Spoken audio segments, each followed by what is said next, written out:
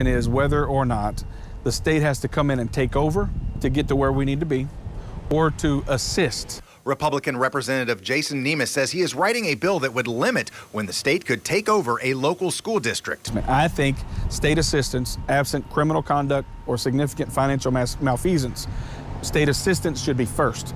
Then if things don't get accomplished by the local officials, that's when you go to state management. Nemeth and other state lawmakers say they came away frustrated after meeting with Wayne Lewis, the interim education commissioner, who is recommending the takeover of JCPS. There were people that were asking tough pointed questions that he thought were out of order because he's an appointed official. Appointed officials like him can stay insulated. We're elected. We can't stay insulated from anybody. Democratic Representative Steve Riggs says he appreciated Lewis agreed to Wednesday's meeting, but was disappointed Lewis could not explain why a takeover was better than state assistance. There's 55 school districts that have lower achievement in our state than Jefferson County. So why would you not take them over first?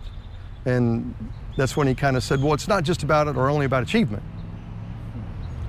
That should be the most important thing right now. Nemeth says he believes Lewis is not following state law and says his bill will clarify the steps toward a takeover. Because look what we're doing when we have state takeover, state management. You're throwing out elected officials.